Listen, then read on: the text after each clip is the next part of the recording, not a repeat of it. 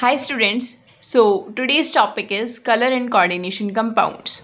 Have you seen when you dissolve common salt that is NaCl in water, it is still colorless. जबकि अगर आप lab में जाके anhydrous copper sulphate जो कि वाइट कलर का होता है उसको वाटर में डिसॉल्व करते हैं, it instantly turns blue colour, vibrant colour. So what is this? What is the reason behind this color change?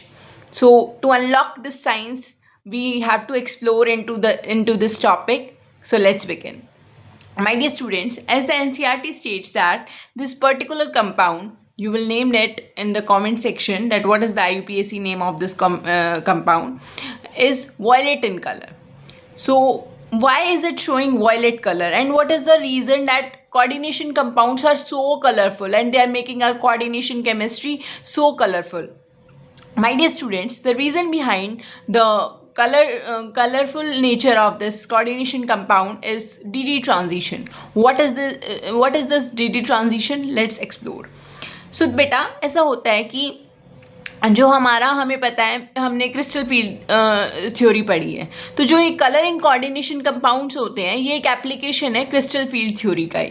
अगर आपने मेरी क्रिस्टल फील्ड थ्योरी की वीडियो नहीं देखी है तो आप वीडियो जाके देख लीजिए. अदरवाइज अगर आपको आता है क्रिस्टल फील्ड थ्योरी का idea, then you will easily understand this. बच्चे होता क्या है, जो वाइट लाइट होती है, वाइट लाइट वो एक मिक्सचर होता है कलर का. और वाइट लाइट यानी कि जब हम किसी कंपाउंड पे वो लाइट डलती है तो वो कंपाउंड कुछ एक पर्टिकुलर वेवलेंथ की लाइट को क्या करता है बच्चा, एब्जॉर्ब करता है. अब जो लाइट एब्जॉर्ब की है उसका कलर नहीं दिखाएगा वो, बल्कि जो बच गई ना लाइट, जैसे मैंने बताया कि वाइट कलर जो होता है एक मिक्सचर होता है, मतलब कलर्स का 7 कलर, बेसिकली 7 कलर्स जो हम पढ़ते हैं विबग्योर के उनका. तो अब जो उसने एब्जॉर्ब कर ली वो तो ठीक है, अब जो उसमें एब्जॉर्ब किया उसको सब्ट्रैक्ट करके जो कलर्स बचे ना उसका जो मिक्सचर होता है वो कौन सा कलर हो जाता है मेरा बच्चा, वो ब्लू ग्रीन हो जाता है. अब जैसे आप देखोगे, ये जो मैं बता देती हूँ, अगर आपने कमेंट सेक्शन में मेंशन कर दिया है इसका IUPAC nomenclature then it's well and good. Otherwise its nomenclature is IUPAC naming is hexa aqua titanium 3. So बच्चे इसका जो कलर होता है ये होता है वॉयलेट कलर का. अब ऐसा क्यों होता है दीदी? बच्चे जब इसके ऊपर वाइट लाइट पड़ती है तब ये ब्लू ग्रीन कलर की लाइट एब्जॉर्ब करता है. अब जो एब्जॉर्ब की है वाइट लाइट में से, मतलब जो हमारी transmitted light minus absorbed light is equals to the colour it is showing, light it is showing. ठीक है बच्चे, होता क्यों है ऐसा? ऐसा इसलिए होता है क्योंकि जैसे कि क्रिस्टल फील्ड थ्योरी में बताया गया था कि जब हमारा मेटल आयन आइसोलेटेड स्टेट में होता है, इसके पांचों जो डी ऑर्बिटल्स होते हैं, DXY, DYZ, DXZ, DX² - Y², DZ², ये पांचों ऑर्बिटल्स मेरे बच्चे क्या होते हैं, ये डीजेनरेट स्टेट में होते हैं. As soon as the ligand approaches it splits into 2 different energy levels. That is जो हमारे, अगर मैं ऑक्टाहाइड्रल की बात करती हूँ क्योंकि ऑक्टाहाइड्रल का कंपाउंड है, तो वो हो जाते हैं मेरा बच्चा T2G एंड EG. तो उससे क्या होता है दीदी बताती हूँ मैं. अब जैसे बच्चे ये हमने ये वाला कंपाउंड लिया था TiH2O6 3 पॉजिटिव, ये वाला कंपाउंड लिया था. अब आप मुझे बताओगे कि Ti का ऑक्सीडेशन स्टेट क्या होता है? वेरी नाइस बच्चे, मैं बताती हूँ जिसको नहीं आता, कि अगर मैं इसको X लेके चलती हूँ और H2 एक न्यूट्रल लीगेंट है तो वो 0 हो जाएगा and there are 6 H2O and overall charges +3, so the answer would be +3. So Ti के ऊपर कितना चार्ज आ जाता है मेरे बच्चे? +3. अब मेरे बच्चे मुझे बताएंगे कि टाइटेनियम की इलेक्ट्रॉनिक कॉन्फ़िगरेशन क्या होती है. टाइटेनियम की electronic configuration, yes very nice, 3d2 4s2. अब यहाँ पे 3d2 4s2 होती है तो टाइटेनियम 3 पॉजिटिव है इस कंपाउंड में, तो इसकी कितनी हो जाएगी मेरा बच्चा? 3d1 हो जाएगी दीदी. Very nice. अब 3d1 में क्या होता है, सिर्फ एक क्या है मेरे बच्चे, हमारा है इलेक्ट्रॉन.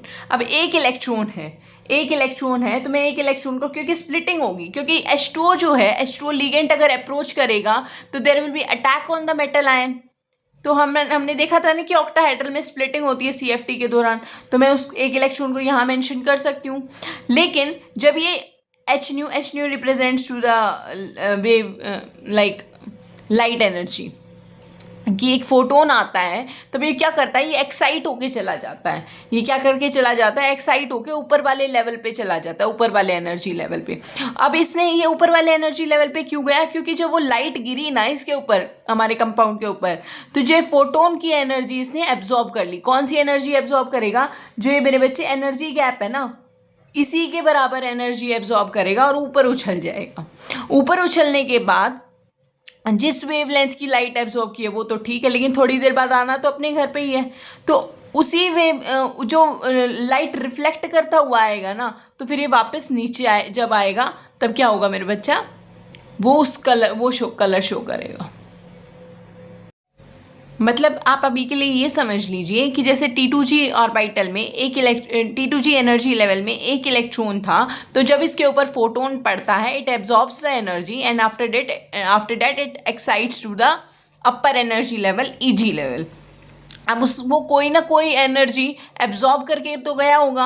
अब जो एनर्जी एब्जॉर्ब, जिस वेवलेंथ की एनर्जी एब्जॉर्ब करके गया है, जिस वेवलेंथ की लाइट एब्जॉर्ब करके गया है, उसको छोड़ के बाकी जितनी बच गई वो वाला कलर वो रिफ्लेक्ट करेगा।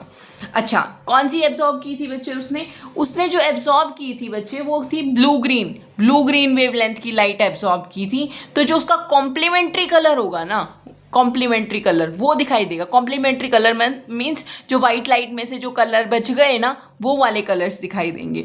अब जो मैं ये बता रही हूँ आपको, ये डेटा है एनसीईआरटी का।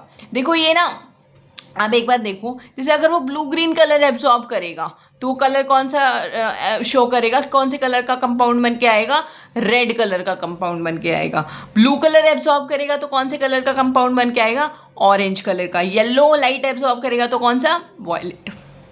ठीक है, now I am showing you the data of NCERT from NCERT itself. So बच्चे आप देखोगे टेबल 9.3, एनसीईआरटी की टेबल 9.3 में बहुत से कोऑर्डिनेशन एंटिटी दी हुई हैं। अब जिस कलर की लाइट एब्जॉर्ब की जाती है ना बच्चे, उसका कॉम्प्लीमेंट्री कलर दिखाई देता है। जैसे कि पहले में उन्होंने एब्जॉर्ब की थी, मतलब इस कंपाउंड ने एब्जॉर्ब की थी येलो कलर की लाइट, और उसका कॉम्प्लीमेंट्री कलर वॉयलेट था। ब्लू ग्रीन की रेड था, ब्लू थी येलो ऑरेंज था। अल्ट्रा वायलेट में बेसिकली कोई कलर होता नहीं है, कलर होता है तो किसी और रीजन की वजह से होता है। तो यहाँ पे पेल येलो, पेल कलर मीन्स ऑलमोस्ट कलरलेस होता है, इसलिए दिखा दिया। रेड का ब्लू ग्रीन वॉयलेट। बच्चे now you will ask that दीदी आप ये देखो कि जो ये है सेकेंड कंपाउंड और लास्ट कंपाउंड में दोनों में ब्लू ग्रीन कलर एब्जॉर्ब हुआ है, but the coordination entity colour is different in both the cases. Like in second case it is red and in the last case it is violet. Why so? बच्चे let me make one thing very clear, light जो होती है ना एक spectrum होती है, कोई switch नहीं होता कि अच्छा मैंने रेड कलर एब्जॉर्ब कर लिया तो ये वाला आएगा। भाई वो सिर्फ रेड एब्जॉर्ब नहीं करता, वो पूरा स्पेक्ट्रम यानी कि एक पूरी रेंज एब्जॉर्ब करता है। आगे बात समझ में, रेंज बोले तो आप बच्चे ये देखो कि जो कलर है ना, कलर यहाँ पे सिर्फ ब्लू ग्रीन एब्जॉर्ब नहीं हो रहा है, ये एक बहुत वाइड रेंज है। हो सकता है नहीं है ही ऐसा कि जो ये है इन दोनों कंपाउंड ने, इनमें से एक कंपाउंड ने तो एब्जॉर्ब किया हो मोर ब्लूइश साइड में एब्जॉर्ब किया, मतलब शेड ज़्यादा है ब्लूइश साइड में, और एक ने एब्जॉर्ब किया ज़्यादा ग्रीनिश साइड में, तो उसके अकॉर्डिंग उनका जो कलर है वो डिफरेंस आ रहा है। अब जैसे ये इन्होंने बता दिया कि ये वॉयलेट कलर है, ये रेड कलर, एक्चुअली हम ना स्पेसिफाई नहीं कर सकते क्योंकि वो एक मिक्सचर सा कलर होता है, जो ज़्यादा सा कलर दिखता है ना। अब कई बार ये नहीं बोलते कि मम्मा कहती हैं अरे मेरा वो सूट ला के दो जो रेड सा है, एक्चुअली वो रेड होता नहीं है, वो मैरून होता है। तो इसका मतलब ये नहीं है कि मम्मा कलर ब्लाइंड है, इसका मतलब ये है कि हाँ भाई वो उनको पता है कि एक ब्रॉड स्पेक्ट्रम होता है कलर्स का, और उसमें से एक वो शेड बता दी कि अच्छा ये शेड है। तो इन केस एनसीईआरटी में पूछ लिया जाए, इसलिए मैंने आपको वो बताया था कि ये एब्जॉर्ब किया है तो ये, तो I am mentioning it here as well. अच्छा, अब एक बात और ध्यान रखनी है आप लोगों को कि भाई अगर जिस रेंज का, मतलब जितना एनर्जी गैप होगा ना, उसी रेंज की जो वेवलेंथ की जो लाइट होती है वो एब्जॉर्ब की जाती है। इतना समझ में आ गया आप सभी को? अब जैसे बच्चे जो वॉयलेट कलर होता है, I hope it is visible, या नाउ इट इज़। अब जो वॉयलेट कलर होता है मेरा बच्चा, वॉयलेट कलर की जो एनर्जी होती है वो हाईएस्ट एनर्जी होती है। हाईएस्ट एनर्जी तो उसकी वेवलेंथ कम होगी ज़्यादा होगी? Commented down. मतलब वैसे तो मैं बताऊंगी, लेकिन आप लिखना एक बार। अब जो रेड कलर है, रेड कलर की जो एनर्जी होती है मेरे बच्चे, वो होती है लोएस्ट। ये आपको पता होगा, फिजिक्स में भी पढ़ते हैं हमने केमिस्ट्री में भी पढ़ा 11th क्लास में। इसकी वेवलेंथ क्या होगी? अब जो फॉर्मूला है delta note is inversely proportional to wavelength. Why it is so? बच्चे ये डेल्टा नोट क्या है? Crystal field splitting energy. Splitting power किस पे डिपेंड करती है? लीगेंट पे डिपेंड करती है। स्ट्रॉन्ग फील्ड लीगेंट है तो डेल्टा नोट क्या होगा? ज़्यादा होगा। वीक फील्ड लीगेंट है तो डेल्टा नोट क्या होगा मेरे बच्चे? कम होगा। आगे बात समझ में? ये तो हमें पता ही है, हम पढ़ के आए हैं CFT में। CFT बोले तो क्रिस्टल फील्ड थ्योरी। अब ये कैसे आया है फॉर्मूला? बच्चे हमने सिंपल सी इतनी बात तो पढ़ी है ना कि delta note is a kind of energy gap ही तो होता है मेरे बच्चा। तो एनर्जी जो होती है वो E is equals to h nu होती है। ये क्या होता है? फ्रीक्वेंसी क्या होती है मेरे बच्चे? फ्रीक्वेंसी हमने पढ़ा है, जैसे हमने ये पढ़ा था C is equals to C मतलब speed of light, nu lambda. तो वेवलेंथ म्यू कितना हो जाएगा? C by lambda. तो मैं यहाँ पे इसको रिप्लेस करती हूँ H C बाय लेमडा। तो अगर मैं ये दोनों कांस्टेंट है, H भी प्लैंक्स कांस्टेंट होता है और C भी फिक्स होता है कि वैक्यूम में लाइट की स्पीड क्या होगी, तो ये इन्वर्सली प्रोपोर्शनल हो जाता है। अब आप ये देख लो, हाईएस्ट एनर्जी है तो इन्वर्सली प्रोपोर्शनल है वेवलेंथ के। जो ये वेवलेंथ होगी वो क्या होगी? विजिबल रेंज में लोएस्ट होगी मेरे बच्चे। और लोएस्ट एनर्जी है तो वेवलेंथ क्या होगी मेरा बच्चा? हाईएस्ट होगी। Is it clear my dear children? इसके बाद बात करते हैं बच्चा, अगर एनर्जी गैप वो डेल्टा नोट की बात कर रहा है, अगर वो ज़्यादा है तो एब्जॉर्ब्ड लाइट क्या होगी मेरे बच्चे? कम, स्मॉल। जो वेवलेंथ होगी ना वो उसकी स्मॉल होगी।